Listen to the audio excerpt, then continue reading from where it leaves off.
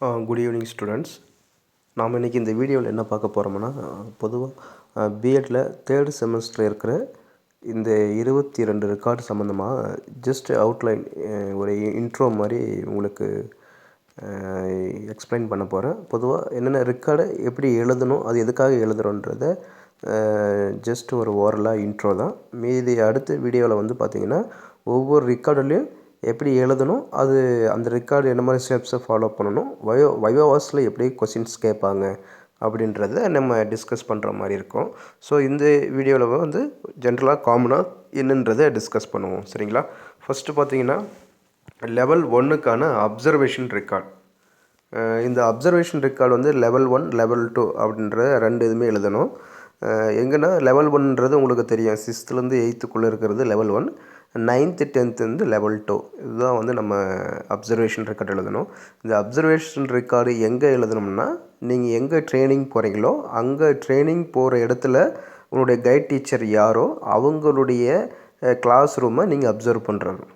அதாவது அப்சர்வேஷன் என்னென்னா, prospective teachers, பயிற்சி ஆசிரியர்கள், அனுபவம் இல்லாத ஆசிரியர்கள், அங்கே அனுபவம் உள்ள ஆசிரியர், உங்களுடைய வழிகாட்டி ஆசிரியர். உங்கள் காலேஜில் ஒரு கைட் டீச்சர் இருப்பாங்க. கைட் டீச்சர் யாருன்னா மேஜர் டீச்சர், சப்ஜெக்ட் டீச்சர். ஆனால் அங்கே நீங்கள் ட்ரைனிங் போனதில் நீங்கள் உங்களுடைய மேஜர் என்ன மேஜரோ அந்த மேஜர் சப்ஜெக்ட் தகுந்தமான கைட் டீச்சர் அங்கே ஒதுக்கியிருப்பாங்க. உதாரணம் பார்த்திங்கன்னா, நீங்கள் ஒரு சயின்ஸ் டீச்சர்னால், அதாவது ஃபிசிக்கல் சயின்ஸ் ஸ்டூடெண்ட்ஸ்னால், ஃபிசிக்ஸ் கெமிஸ்ட்ரி ஸ்டூடெண்ட்ஸ்னால், அப்போ உங்களுக்கு எல்லாருக்குமே அங்கே போனால் சயின்ஸ் டீச்சர் தான். அப்போ அங்கே யார் உங்களுடைய கைட் டீச்சரோ அவங்களுடைய கைட் டீச்சர்ஸுடைய கிளாஸ் ரூமை நீங்கள் அப்சர்வ் பண்ணணும்.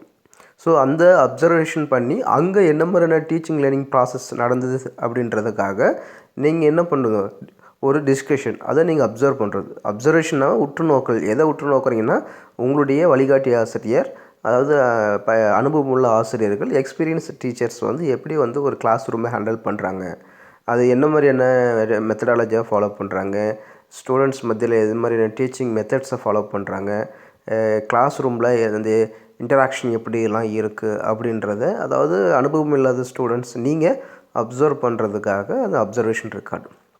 சரிங்களா? இந்த அப்சர்வேஷன் ரெக்கார்டு 6th அதாவது 6th-லேருந்து 8th லெவல் 1க்கு ஒன்று எழுதணும்.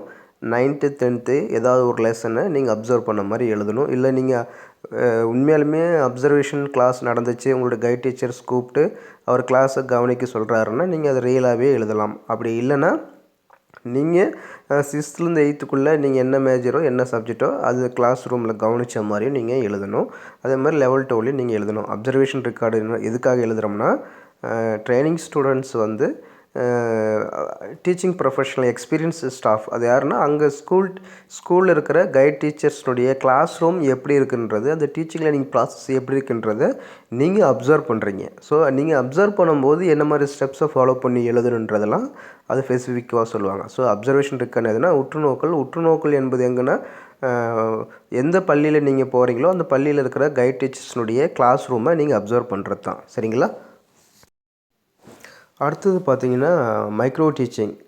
நம்ம நிறைய வீடியோவில் சொல்லியிருக்கிறோம் மைக்ரோ டீச்சிங்னா என்ன அப்படின்றதுலாம் சொல்லியிருக்கிறோம். பட் இருந்தாலும் இங்கே நம்ம மைக்ரோ டீச்சிங் ரெக்கார்டு எப்படி எழுதணும்னா, நீங்கள் வந்து இங்கே வந்து ஃபஸ்ட் இயர்லேயே நம்ம வந்து நீங்கள் ட்ரைனிங் போகிறதுக்கு முன்னாடியே உங்களுடைய சப்ஜெக்ட் மாஸ்டர் யார், உங்களுடைய சப்ஜெக்ட் எக்ஸ்பர்ட், உங்களுடைய கைட் டீச்சர் யாருன்னா, இங்கே உங்கள் பெடகாஜிக்கல் சப்ஜெக்டில் யாருடைய கைட் டீச்சரோ அவர் உங்களுக்கு வந்து சிலபஸ் பேஸ் பண்ணி, நம்ம ஃபஸ்ட் செமஸ்டருக்கான சிலபஸ்லேயே வந்து மைக்ரோ டீச்சிங்னா என்ன, மைக்ரோ டீச்சிங் பேஸ் பண்ணி எப்படி ஒரு லெசன் வந்து ப்ரிப்பேர் பண்ணணும், அதில் மைக்ரோ டீச்சிங்கில் எப்படி ஒரு ஸ்கில்லை எடுத்து அந்த ஸ்கில்லை எப்படி இம்ப்ரூவ் பண்ணிக்கணும் அப்படின்றதுலாம் நீங்கள் பார்த்துருப்பீங்க, பேசியிருப்பாங்க. ஸோ அதை பேஸ் பண்ணி நீங்கள் மைக்ரோ டீச்சிங்கே இருக்கிற ஏதாவது ஒரு ஸ்கில்லை எடுத்து அந்த ஸ்கில்லில் நீங்கள் சப்ஜெக்ட் கண்டென்ட்டை வச்சு நீங்கள் எப்படி வந்து டெவலப் பண்ணீங்க, அந்த ஸ்கில்லை எப்படி ப்ரொமோட் பண்ணீங்க அப்படின்றதுக்கான அந்த ரியல் கிளாஸ் ரூம் சப்ஜெக்டை எடுத்து நீங்கள் எழுதுகிற மாதிரி இருக்கும். அதே மாதிரி லெவல் 1க்கும் லெவல் 2க்கும் நீங்கள் டிஸ்கஸ் பண்ணி ஏதாவது ஒரு ஸ்கில்லை வச்சு எழுதுகிற மாதிரி இருக்கும். சரிங்களா? அதாவது மைக்ரோ டீச்சிங்கில் இருக்கிற ஸ்கில்ஸை எடுத்து லெவல் 1க்கும் லெவல் 2க்கும் எழுதணும். அதில் வந்து ஏதாவது ஒவ்வொரு ஸ்கில்லை பேஸ் பண்ணி நீங்கள் சப்ஜெக்ட் கண்டென்ட்டை வச்சு அடாப்டேஷன் பண்ணி அந்த டீச்சிங் நீங்கள் பிளான் பண்ணுறது, அதுக்கப்புறம் ஃபீட்பேக் கிடைக்கிறது, அப்புறம் ரீஃபீட்பேக், அப்புறம் வந்து அந்த என்ன மாதிரி மாடிஃபிகேஷன், என்ன மாதிரியான ஸ்கில் எல்லாம் ரெக்டிஃபை பண்ணீங்க, அப்புறம் பியர் குரூப்ஸினுடைய எவால்வேஷன்ஸ், அப்புறம் கைட் டீச்சர்ஸ்னுடைய எவால்வேஷன்ஸ்லாம் என்க்ளூட் பண்ணி நீங்கள் எழுதுகிற மாதிரி இருக்கும். இது எங்கன்னா நீங்கள் ட்ரைனிங் போகிறதுக்கு முன்னாடியே ஃபஸ்ட் இயர்லேயே எழுதணும். சரியா? மைக்ரோ டீச்சிங்னா என்ன? அதாவது ஒரு பயிற்சி ஆசிரியர், அனுபவம் இல்லாத ஆசிரியர்கள் வந்து எப்படி ஒரு திறனில் பயிற்சி பெறுவது, எப்படி ஒரு ஸ்கில்லை டெவலப் பண்ணிக்கிறது, இந்த டீச்சிங் லேர்னிங் ப்ராசஸில் இருக்கிற என்ன மாதிரியான ஸ்கில்ஸை டெவலப் பண்ணணும் அப்படின்றதுக்காக நீங்கள் ஃபஸ்ட் இயர்லேயே ஒரு சப்ஜெக்டை டிசைட் பண்ணி எழுதணும். அதை எப்படி எழுதணுன்றது உங்களுக்கு கைட் டீச்சர் சொல்லியிருப்பாங்க. சரிங்களா? மைக்ரோ டீச்சிங் ஸ்கில்ஸ் எத்தனை ஸ்கில்ஸ் இருக்கோ நீங்கள் அதை டிசைட் பண்ணி லெவல் 1க்கு 5 மைக்ரோ டீச்சிங்குடைய ஸ்கில்ஸ் எடுத்து அந்த ஒவ்வொரு ஸ்கில்லும் பேஸ் பண்ணி ஒரு லெசனை நீங்கள் டிஸ்கஸ் பண்ணி அந்த ஸ்டெப்ஸை ஃபாலோ பண்ணி என்னுடைய அப்ஜெக்டிவ்ஸ் எப்படி டீச்சிங். ஸோ மைக்ரோ டீச்சிங் வந்து லெவல் 1க்கும் லெவல் 2க்கு வந்து 5 ஸ்கில்லை பேஸ் பண்ணி டெக்ஸ்ட்டை வச்சு நீங்கள் எழுதியிருக்கணும். சரிங்களா? இது வந்து ஃபஸ்ட் இயரில் எழுதுறது தான். சரிங்களா? மைக்ரோ டீச்சிங் எதுக்கு? Observation record. மைக்ரோ டீச்சிங் வந்து ஃபஸ்ட் இயர்லேயே நீங்களே உங்களுடைய சப்ஜெக்ட் டீச்சர் யார், கைட் டீச்சர் யாருன்னா காலேஜில் நீங்கள் படிக்கிற கைட் டீச்சர் யாரோ அவங்க உங்களுக்கு டிஸ்கஸ் பண்ணியிருப்பாங்க, அவங்க ஸ்கில்லை பேஸ் பண்ணியிருப்பாங்க. அப்சர்வேஷன் ரெக்கார்டு எங்கன்னா நீங்கள் எங்கே ட்ரைனிங் போகிறீங்களோ அங்கே ட்ரைனிங் போகிற இடத்துல இருக்கிற கைட் டீச்சர் யாரோ அவங்களுடைய கிளாஸ் ரூமை கவனிக்கிற மாதிரி இருக்கணும். சரிங்களா? அடுத்து பார்த்திங்கன்னா டெமான்ஸ்ட்ரேஷன் ரெக்கார்டு. இந்த டெமான்ஸ்ட்ரேஷன் ரெக்கார்டு எது பேஸ் பண்ணினா அதுவும் லெவல் 1 லெவல் 2 தான். டெமான்ஸ்ட்ரேஷன் என்ன? செய்து காட்டி விளக்குதல். அப்போ ஒரு சப்ஜெக்டை, ஒரு லெசனை, ஒரு கண்டென்ட்டுக்கு தகுந்த மாதிரி எப்படி வந்து இந்த டீச்சிங் எய்ட்ஸ் மட்டும் கிடையாது, ஒரு கருவிகள், அதாவது ஒரு பாடப்பொருள் சார்ந்து செயல்படுதல். அதாவது டெமான்ஸ்ட்ரேஷன் வந்து அதுதான். அதாவது ஒரு பாடப்பொருள் என்ன பாடப்பொருளோ அது பாடப்பொருள் சார்ந்த உபகரணங்களை, உண்மை கருவிகளை, மாதிரி உருவங்களை பாடப்பொருள் விளக்கும்போது எப்படி விளக்கணும் அப்படின்றது பயிற்சி ஆசிரியர்கள் வந்து என்ன செய்யணும்? அப்போ வந்து வகுப்பறையில் கிளாஸ் ரூமில் ஒரு பாடல் சார்ந்த கருவிகளை விளக்கும்போது எப்படி விளக்கணும் அப்படின்றதுக்காக பயிற்சி பெறுவதற்காக அந்த டெமான்ஸ்ட்ரேஷன் ரெக்கார்டு எழுதணும். அதுக்கு நிறைய ஸ்டெப்ஸு, ப்ரொசீஜர்ஸ்லாம் இருக்குது. சரிங்களா? இது எங்கன்னா நம்ம டெமான்ஸ்ட்ரேஷன் ரெக்கார்டை வந்து நம்ம இங்கே எழுதலாம். அதாவது ஒரு லெசன் பேஸ் பண்ணி அந்த லெசன் பேஸ் பண்ணி என்ன மாதிரியான விஷயங்களில், உதாரணம் பார்த்துக்கின்னா ஒரு பாடப்பொருள், ஒரு மனிதனுடைய உடல் அமைப்பை பற்றி நடத்துகிறீங்கன்னா அந்த உடல் அமைப்பினுடைய உருவங்கள், மாதிரிகள் ஏதாவது இருக்குன்னா அப்போ அந்த மாதிரி கருவிகள், உபகரணங்களை, கருவிகளை, பொருட்களை எப்படி வந்து விளக்கும்போது மாணவர்களில் எப்படி அந்த பார்வைக்கு வைக்கணும், அப்புறம் உபகரணங்கள், கருவிகளை கையாளும் போது எப்படி கையாளணும் அப்படின்ற மாதிரியான ப்ரொசீஜர்ஸை தெரிஞ்சுக்கிறதுக்காக அந்த டெமான்ஸ்ட்ரேஷன் ரெக்கார்டு. இது சரிங்களா? இதுவும் வந்து 6th 8th இருக்கிற டெக்ஸ்ட் பேஸ் பண்ணி நம்ம எழுதுகிற மாதிரி இருக்கும். அதே மாதிரி 9th 10th டெக்ஸ்ட் பேஸ் பண்ணி அந்த டெமான்ஸ்ட்ரேஷன் ரெக்கார்டு இருக்கும். அதுக்கான ப்ரொசீஜர்ஸ், நார்ம்ஸ், ஸ்டெப்ஸ் இருக்குது. சரிங்களா? இது வந்து எதுக்காகனா ஒரு பாடப்பொருள் சார்ந்த கருவிகளை, உபகரணங்களை பயன்படுத்தும் போது எப்படி பயன்படுத்தணும், அது பயன்படுத்தும் போது மாணவர்கள் பார்க்கும் வகையில், மாணவர்கள் கவனிக்கும் வகையில், மாணவர்கள் கவனத்தை ஈர்க்கும் வகையில் எப்படி அந்த கற்பித்தல் கருவிகள், உபகரணங்களை பயன்படுத்தணும், அதுக்கு பயன்படுத்தணுன்றதுக்காக தெரிஞ்சுக்கிறதுக்கான அந்த அறிவை வளர்க்குறதுக்காக தான் இந்த டெமான்ஸ்ட்ரேஷன் ரெக்கார்டு. சரிங்களா? அடுத்தது பார்த்திங்கன்னா லெசன் பிளான். நம்ம சொல்கிறது எல்லாமே நம்ம யூனிவர்சிட்டி ஃபார்மேட்டில் இருக்கிற அந்த ஸ்டெப் பை ஸ்டெப்பாக ரெக்கார்டினாவோ அதை பேஸ் பண்ணி தான் உங்களுக்கு எக்ஸ்ப்ளனேஷன் கொடுத்துட்டு வரேன். லெசன் பிளான் எங்கே எழுத போகிறோம்னா, இது வந்து நீங்கள் கோ ஃபார் த ட்ரைனிங், எங்கே நீங்கள் ட்ரைனிங் போகிறீங்களோ அங்கே வந்து லெசன் பிளான், அதாவது ஒவ்வொரு நாளும் கிளாஸ் ரூமுக்கு என்ன சப்ஜெக்ட் நீங்கள் டீச் பண்ண போகிறீங்களோ அதுக்கான ப்ரீ பிளானிங். சரிங்களா? அப்போ லெசன் பிளான்னா என்ன, லெசன் பிளான் எப்படி எழுதணும், லெசன் பிளானுடைய ஸ்டெப்ஸ் என்ன அப்படின்றதெல்லாம் உங்களுக்கு தெரியும் ஆல்ரெடி. பட் இந்த லெசன் பிளான் ரெக்கார்டு எங்கே எழுதணும்னா, ட்ரைனிங் போகிற இடத்துல நீங்கள் லெவல் 1 லெவல் 2, அதாவது 6th 8th ஏதாவது ஒரு சப்ஜெக்ட் நீங்கள் எடுத்திருப்பீங்க. இப்போ சயின்ஸ் டீச்சர்னால் இப்போ வந்து 6th 8th இல்லை 7th ஏதாவது ஒரு கிளாஸு வந்து சப்ஜெக்ட் உங்களுக்கு ஹேண்டில் பண்ண சொல்லியிருப்பாங்க. அப்போ நீங்கள் எந்த சப்ஜெக்ட் ஹேண்டில் பண்ணுறீங்களோ அதுக்கான டெய்லியும் lesson plan, minimum 30 lesson plan நம்ம எழுதணும் இருக்கும். அப்போ ஒவ்வொரு நாளுக்கான லெசன் பிளான் நீங்கள் டிசைட் பண்ணி எழுதணும். இது எங்கேனா ட்ரைனிங்கில் நீங்கள் ரெகுலராக 80 நாள் ட்ரைனிங்கில் லெசன் பிளான். சரிங்களா? அடுத்தது பார்த்திங்கன்னா லெவல் 2லேயும் அதே மாதிரி தான் லெசன் பிளான் எழுதணும். ஸோ லெசன் பிளானுடைய ப்ரொசீஜர், நார்ம்ஸு, ஸ்டெப்ஸு இதெல்லாம் நீங்கள் இங்கே வந்து ட்ரைனிங் போகிறதுக்கு முன்னாடியே மைக்ரோ டீச்சிங் பற்றி தெரிஞ்சுக்கிருப்பீங்க. மைக்ரோ டீச்சிங்கை டிஸ்கஸ் பண்ண பிறகு லெசன் பிளான் எப்படி எழுதணுன்றதை ப்ரிப்பேர் பண்ணியிருப்பீங்க. மாடல் லெசன் பிளான் எழுதியிருப்பீங்க. அதை பற்றி டீச் பண்ணியிருப்பாங்க. 45 minutes class room common class room எடுத்து டிஸ்கஸ் பண்ணியிருப்பீங்க.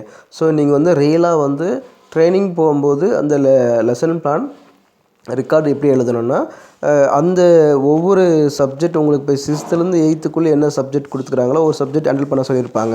ஸோ அதை பேஸ் பண்ணி நீங்கள் டெய்லியும் லெசன் பிளான் நாளைக்கு என்ன லெசன் எழுத போகிறீங்களோ அப்போ ரெகுலராக கம்பல்சரி ஒவ்வொரு கிளாஸுக்கான லெசன் பிளான் நீங்கள் எழுதும்போது எழுதி நீங்கள் கொண்டு போகணும். சரிங்களா? அப்போ ரெகுலராக அந்த கிளாஸு லெசனுக்கான எடுக்கிறத கான்செப்டை எனக்கு டிஸ்கஸ் பண்ணுற மாதிரி இருக்கும். இது போத்து லெவல் 1க்கும் லெவல் 2க்கும் நீங்கள் எழுதணும். இது எங்கன்னா ட்ரைனிங்கில் நீங்கள் ரெகுலராக 80 நாள் ட்ரைனிங் போகிறீங்க இல்லையா, அந்த ட்ரைனிங்கில் ஃபஸ்ட்டு 10 days அப்சர்வேஷன், அதுக்கப்புறம் லெசன் நீங்கள் ரெகுலராக உங்களுக்கான கிளாஸ். சரிங்களா? அப்போ அந்த ரெகுலர் கிளாஸில் நீங்கள் என்ன லெசன் எடுக்க போகிறீங்கன்றதுக்கான லெசன் பிளான் ஃபார்மேட்ஸ் இது வந்து எங்கன்னா ட்ரைனிங்கில் எழுதுறது. சரிங்களா? அடுத்தது பார்த்தீங்கன்னா இன்ஸ்ட்ரக்ஷனல் மெட்டீரியல் ரெக்கார்டு. இது வந்து இன்ஸ்ட்ரக்ஷனல் மெட்டீரியல் எதுக்குன்னா அந்த டீச்சிங் அப்போ இன்ஸ்ட்ரக்ஷனல் டீச்சிங் எய்ட்ஸ், அதாவது நம்ம கற்பித்தலுக்காக பயன்படுத்தக்கூடிய கருவிகள் எப்படிலாம் பயன்படுத்தணும், அதில் என்ன மாதிரியான கருவிகள்லாம் பயன்படுத்தினா கிளாஸ் ரூம் எஃபெக்டிவாக இருக்குன்றதுக்காக இந்த இன்ஸ்ட்ரக்ஷனல் மெட்டீரியல் ரெக்கார்டு. அதாவது கற்பித்தலுக்காக பயன்படுத்தக்கூடிய உபகரணங்கள் கருவிகளை எந்த மாதிரியான கருவிகளை பயன்படுத்தினா அந்த வகுப்பறை சிறப்பாக இருக்கும்ன்றதுக்காக அதை லேர்னர் டீச்சர்ஸ் யாருன்னா ப்ராக்ஸ்பர்ட் டீச்சர்ஸ் தெரிஞ்சுக்கிறதுக்காக பல்வேறு விதமான டீச்சிங் எய்ட்ஸ்லாம் நம்ம வந்து டீச்சிங் எய்ட்ஸை கண்டென்ட்டை எப்படி டீச் பண்ணலாம் அப்படின்றதுக்காக நம்ம ப்ரொசீஜரை தெரிஞ்சுக்கிறதுக்காக டீச்சர்ஸ் வந்து ப்ராக்ஸ்பர்ட் டீச்சர்ஸ் லேர்ன் பண்ணுறதுக்காக அந்த நாலேஜை கொண்டு வரதுக்காக நம்ம இந்த மாதிரியான டீச்சிங் எய்ட்ஸ்லாம் ரெடி பண்ணலாம் அப்படின்றதுக்கான வரைமுறையை கொண்டு வரதுக்காக தான் இந்த ரெக்கார்டு. இது நீங்கள் எங்கே எழுதலாம்னா ஸ்கூல் ட்ரைனிங்லேயே. இன்ஸ்ட்ரக்ஷனல் மெட்டீரியல் ரெக்கார்டு எதுக்குன்னா அதாவது கற்பித்தல் உபகரணங்கள் என்ன மாதிரியான உபகரணங்களை என்னென்ன பாடப்பொருளுக்கு தகுந்த மாதிரி பயன்படுத்தலாம் அப்படின்றதுக்கான அறிவை வளர்த்துக்கிறதுக்காக அந்த ரெக்கார்டு எழுதுகிறோம். இது எப்படின்னா அந்த 6th, 11, லெவல் 2க்கு 2 தகுந்த மாதிரியான பாடப்பொருளுக்கு தகுந்த மாதிரியான என்ன கருவிகளை பயன்படுத்தலாம், என்ன கருவிகள் பயன்படுத்தியிருந்தால் நடத்தலாம் அப்படின்றத நீங்கள் ஒரு அறிவை நாலேஜை டெவலப் பண்ணுறதுக்காக அந்த எழுதுறது தான் ரெக்கார்டு. சரிங்களா? அடுத்து பார்த்தீங்கன்னா டெஸ்ட் அண்ட் மெஷர்மெண்ட். இந்த டெஸ்ட் அண்ட் மெஷர்மெண்ட் எதுக்குன்னா நீங்கள் ட்ரைனிங் போனதுக்கப்புறம் உங்களுடைய லெசன் 80 நாள் ட்ரைனிங் முடிகிற டைமில் லாஸ்ட் 1 வீக்கில் நீங்கள் உங்களுடைய டீச்சிங் உங்களுடைய சப்ஜெக்டில் எந்தளவுக்கு ஸ்டூடெண்ட்ஸுடைய அச்சீவ்மெண்ட் எப்படி இருக்குன்றதை தெரிஞ்சுக்கிறதுக்காக அதை வந்து நம்ம டீச் பண்ண பிறகு அவங்களுடைய அச்சீவ்மெண்ட்ஸ் எந்த லெவலில் இருக்கிறாங்க, எந்தெந்த ஸ்டூடெண்ட்ஸ் எப்படிலாம் இருக்கான்றதுக்காக அனலைசிஸ் பண்ணுறதுக்கு, எவால்வேஷன் பண்ணுறதுக்கு, மெஷர்மெண்ட் பண்ணுறதுக்கு தான் இந்த டெஸ்ட் அண்ட் மெஷர்மெண்ட். அதாவது என்னுடைய டீச்சிங்கினுடைய மெத்தட்ஸை என்னுடைய சப்ஜெக்டினுடைய அதாவது இந்த டீச்சிங் லேர்னிங் ப்ராசஸை எந்த அளவுக்கு இருக்குன்றத மெஷர் பண்ணுறதுக்கு தான். சரியா? இது வந்து இப்போ நான் உதாரணமாக ஒரு காமனாக ஒரு கிளாஸ் நடத்துகிறேன்னு வச்சுங்க, ஒரு சப்ஜெக்ட் நடத்தின பிறகு அந்த சப்ஜெக்டில் ஸ்டூடெண்ட்ஸ் எந்த அளவுக்கு புரிஞ்சிருக்கிறான், எந்த அளவுக்கு நாலேஜ் இருக்குன்றதுக்கு டெஸ்ட் அனலைசிஸ் பண்ணுறோம் இல்லையா, அது மாதிரி தான் அந்த ட்ரைனிங் ஸ்டூடெண்ட்ஸ் 80 நாள் ட்ரைனிங்கில் அந்த லெவல் 1க்கு லெவல் 2க்கும் அவன் லெவல் 2ல் என்ன மாதிரியான சப்ஜெக்ட் எடுத்தானோ அதை பேஸ் பண்ணி ஒரு அச்சீவ்மெண்ட் டெஸ்ட்டு ஃபாலோ பண்ணணும். ஸோ அந்த அச்சீவ்மெண்ட் டெஸ்ட் எதுனா ப்ளூ பிரிண்ட் பேஸ் பண்ணி கொஸ்டினர்ஸ் ஃப்ரேம் பண்ணி 50 மார்க்குக்கு 100 மார்க்கு டெஸ்ட்டு வச்சு அதை வந்து ஸ்டூடெண்ட்ஸ் மத்தியில் எவால்வேஷன் பண்ணி எந்த மாதிரி ஸ்டூடெண்ட்ஸ் எவ்வளோ ரேங்க் இருக்கா, என்ன மாதிரி ரிலேஷன்ஷிப்லாம் இருக்குது அப்படின்றதுக்கான கார்லேஷன் பண்ணுறது தான் அந்த டெஸ்ட் அண்ட் மெஷர்மெண்ட். இது எங்கன்னா ட்ரைனிங்கில் அவன் ட்ரைனிங் அதை டீச் பண்ண பிறகு டெஸ்ட்டு வச்சு அந்த ட்ரைனிங் முடிச்சிட்ட பிறகு கொண்டு வரும்போது எழுத வேண்டிய ரெக்கார்டு இது. சரிங்களா? டெஸ்ட் அண்ட் மெஷர்மெண்ட்டு எப்படின்னா லெவல் 1, லெவல் 2 இது எப்படின்னா 6th-லேருந்து 8th நீங்கள் எந்த சப்ஜெக்ட் ஹேண்டில் பண்ணுறீங்களோ அந்த சப்ஜெக்ட் ஹேண்டில் பண்ண பிறகு அதுக்கான எவால்வேஷன்ஸ், அதுக்கான அச்சீவ்மெண்ட்டு எந்தளவுக்கு அச்சீவ்மெண்ட் ஸ்டூடெண்ட்ஸ் மத்தியில் இருக்குது அப்படின்றத நீங்கள் எவால்வேஷன் பண்ணுறது, உங்களுடைய டீச்சிங்கை உங்களுடைய மெத்தடாலஜியை எவால்வேட் பண்ணுறதுக்காக அது ஒரு மெஷர்மெண்ட். அந்த டெஸ்ட் அண்ட் மெஷர்மெண்ட் நோட்டு வந்து நீங்கள் சில ப்ரொசீஜர்ஸ் நார்ம்ஸை ஃபாலோ பண்ணி எழுதுகிற மாதிரி இருக்கும். இது முழுக்க என்னென்னா நீங்கள் டீச் பண்ணதை நீங்கள் டீச்சிங் லேர்னிங் ப்ராசஸை எந்தளவுக்கு ஸ்டூடெண்ட்ஸுடைய அச்சீவ்மெண்ட்டு இருக்குன்றதை அனலைசிஸ் பண்ணுறதுக்கு மெஷர் பண்ணுறதுக்கு தான் அந்த ரெக்கார்டு. இது போத்து லெவல் 1, லெவல் 2க்குமே எழுதணும். சரிங்களா? இதுக்குன்னு சில ப்ரொசீஜர்ஸ் நார்ம்ஸ் இருக்குது. கொஸ்டின் ஃப்ரேம் பண்ணணும். கொஸ்டின் ஃப்ரேம் பண்ணுறதுக்கு முன்னாடி அவன் இன்டெலிஜென்ஸ் ஐக்யூ டெஸ்ட் ஃபாலோ பண்ணி பேசிக் லெவலில் அவன் எந்த மாதிரியான கேட்டகரியில் இருக்கான், ப்ரீ டெஸ்ட் போஸ்ட் டெஸ்ட்டை கண்டக்ட் பண்ணுற மாதிரியான ஆப்ஷன்ஸை அதில் கொண்டு வரணும். சரிங்களா? இதை பேஸ் பண்ணி அதுக்கப்புறமா நீங்கள் அச்சீவ்மெண்ட் மார்க் பேஸ் பண்ணி நீங்கள் எவால்வேஷன் பண்ணுற மாதிரி இருக்கும். ஸோ இது போத்து டெஸ்ட் 1 டெஸ்ட் 2 அதாவது லெவல் 1க்கும் லெவல் 2க்கும் நீங்கள் எழுதுகிற மாதிரி இருக்கும். சரிங்களா? இது எங்கன்னா ட்ரைனிங்க்கு அப்போ நீங்கள் ட்ரைனிங் முடிச்சுட்டு வரும்போது உங்களுடைய சப்ஜெக்ட் நாலேஜை நீங்கள் எந்தளவுக்கு டீச்சிங்குடைய ப்ராசஸ்ஸு மெத்தடாலஜி உங்களுக்கு டீச்சிங் லேர்னிங் ப்ராசஸை மெஷர் பண்ணுறதுக்காக யூட்டிலைஸ் பண்ணுற ஒரு ரெக்கார்டு தான் அது. சரிங்களா? கேஸ் ஸ்டடி ரெக்கார்டு எதுக்காக எழுதுகிறோம்னா, அதாவது கேஸ் ஸ்டடினா என்னன்றது உங்களுக்கு தெரிஞ்ச விஷயந்தான். பட் இந்த கேஸ் ஸ்டடி ரெக்கார்டு எங்கே எழுதுகிறோம்னா, நீங்கள் அங்கே ட்ரைனிங் போகும்போது இருக்கிற விஷயங்களில் ஏதாவது ஒரு பிரச்சனையோ இல்லை முதல்ல ஏதாவது ஒரு அறிவார்ந்த விஷயமோ ஏதோ ஒன்று உங்களுக்கான தேடல் அந்த உங்களுக்கான நீங்கள் ஐடென்டிஃபை பண்ணுற ஏதாவது ஒரு ரீசனபிள் வேல்யூபிளான ரீசனை பற்றி நீங்கள் ஒரு ஆய்வு செய்கிறது தான். இந்த ஆய்வு எப்படி இருக்குன்னா, பொதுவாக ஸ்டூடெண்ட்ஸை பேஸ் பண்ணி இருக்கலாம், இல்லை அந்த கல்வி நிறுவனத்தை பற்றியும் பேஸ் பண்ணி இருக்கலாம். பட் நம்ம எல்லாமே பிஎட் லெவலில் கேஸ் ஸ்டடி ரெக்கார்டு ஸ்டூடெண்ட்ஸை பேஸ் பண்ணி எழுதுகிற மாதிரி தான் எழுதுவோம் நாம். ஸோ அதனால் நீங்கள் என்ன செய்ய போகிறீங்கன்னா, உங்களுக்கு உங்கள் கிளாஸில் நீங்கள் கிளாஸ் டீச் பண்ணும்போது இருந்த ஸ்டூடெண்ட்ஸில் யாராவது 2 ஸ்டூடெண்ட்ஸை பற்றி நீங்கள் கலந்தாய்வு செய்யலாம். அதாவது எப்படின்னா, அவங்களுடைய ஒன்று பிரச்சனைக்குரியவராக இருக்கலாம், இல்லை ரொம்ப ஹைஜீனிக்காக ரொம்ப ஐக்யூ லெவலில் இருக்கலாம். ஸோ அவனை பற்றிய பல்வேறு விதமான தகவலை சேகரித்து அதுக்கான காரணங்களை ரீசன்களை கொடுத்து இவனுக்கான ரீசன் என்னவாக இருக்கும்.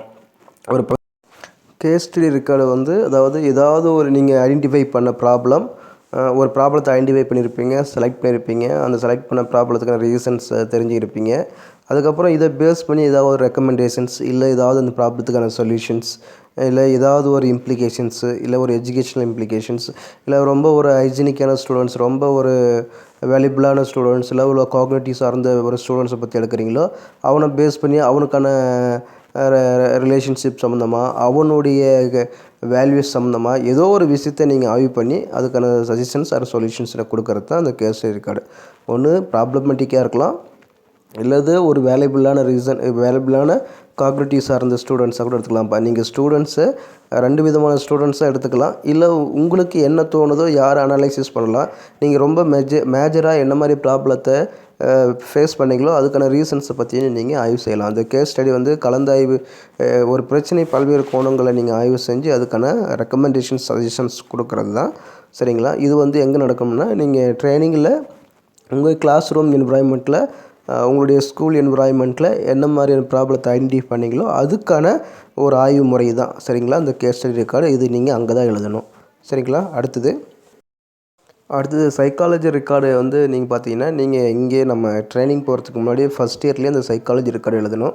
ஸோ இந்த சைக்காலஜி ரெக்கார்டு எதுக்காகனா, முழுக்க நம்மளுடைய ஸ்டூடெண்ட்ஸ்னுடைய அந்த ப்ராக்ஸ்பெக்ட் டீச்சர்ஸ்னுடைய நாலேஜை பற்றி ஆய்வு செய்கிறதுக்கும், அதுக்கப்புறம் நீங்கள் சைக்காலஜியினுடைய இந்த மெஷர்மெண்ட்ஸ், இந்த சைக்காலஜியினுடைய டெஸ்ட் என்ன மாதிரி டெஸ்ட்டு, சோதனைகள் கருவிகள்லாம் இருக்குது, உளவியல் ரீதியான பல்வேறு விதமான பிரச்சனைகளை எப்படி சோதனை அளவிடலாம், எப்படி ஒரு ஆளுமை அளவிடலாம், ஒரு ஸ்டூடெண்ட்ஸ் ஆட்டிடியூடு, இன்ட்ரெஸ்ட்டு, எபிலிட்டி, எப்படி உளவியலை பொறுத்து ஒரு மாணவனுடைய பல்வேறு விதமான திறமைகளை, அறிவுகளை சார்ந்த பிரச்சனைகள் நம்ம ஆய்வு செய்ய முடியும்ன்றதை தெரிஞ்சுக்கிறதுக்காக தான் அந்த சைக்காலஜி ரெக்கார்டு. அது முழுக்க உங்களுக்கு யாருன்னா, இங்கே ஃபஸ்ட் இயர்லேயே உங்களுடைய சைக்காலஜி ப்ரொஃபஸர்ஸை உங்களுக்கு சொல்லிக் கொடுப்பாங்க. இது எதுக்குன்னா, நீங்கள் உங்கள் ஸ்டூடெண்ட்ஸை பற்றி தெரிஞ்சுக்கிறதுக்காகவும், உங்களுடைய நாலேஜை பற்றி தெரிஞ்சுக்கிறதுக்காகவும், பொதுவாக உளவியல் சார்ந்த பல்வேறு விதமான அந்த இன்கரண்ட் வேல்யூஸ், இந்த பிஹேவியரல் ஆட்டிடியூட்ஸ் எப்படி பரிசோதனைகள் மூலம் நம்ம ஒருத்தருடைய மாணவனுடைய பரிசோதிக்க முடியும், ஒரு மாணவனுடைய அறிவார்ந்த விஷயங்களை சோதிக்க முடியும்ன்றதை பல்வேறு அறிவு சார்ந்த சோதனைகளை நீங்கள் தெரிஞ்சுக்கிறதுக்காக தான் இந்த சைக்காலஜி ரெக்கார்டு. சரிதா? இது சைக்காலஜி எதுக்குன்னா, ஸ்டூடெண்ட்ஸ்னுடைய பல்வேறு விதமான இந்த காக்னிட்டிவ் அஃபெக்டிங் சைக்கோமோட்டார் ரிலவெண்ட்டாக இருக்கிற பல்வேறு விதமான சோதனைகளை எந்தெந்த மாதிரியான சோதனைகள்லாம் இருக்குன்றதை தெரிஞ்சுக்கிறதுக்கும், அதை நீங்கள் அடுத்த உங்களுடைய ரியல் கிளாஸ் ரூமில் உங்களுடைய ஸ்டூடெண்ட்ஸை ஃபியூச்சரில் நீங்கள் எந்தெந்த டெஸ்ட்டு எப்படிலாம் ஒரு மாணவர்களையே ஆய்வு செய்யலாம் அப்படின்றத தெரிஞ்சுக்கிறதுக்காக அந்த நாலேஜ் டெவலப் பண்ணிக்கிறதா தான் இந்த சைக்காலஜி ரெக்கார்டு. சரிங்களா? இது எங்கன்னா நம்ம ஃபஸ்ட் இயரில் நம்ம காலேஜ்லேயே நம்ம எழுதுகிற மாதிரி இருக்கும் இது. அடுத்து பார்த்திங்கன்னா என்விரான்மெண்டல் சயின்ஸ்ன்றது உங்களுக்கு பொதுவாக தெரிஞ்சது தான்.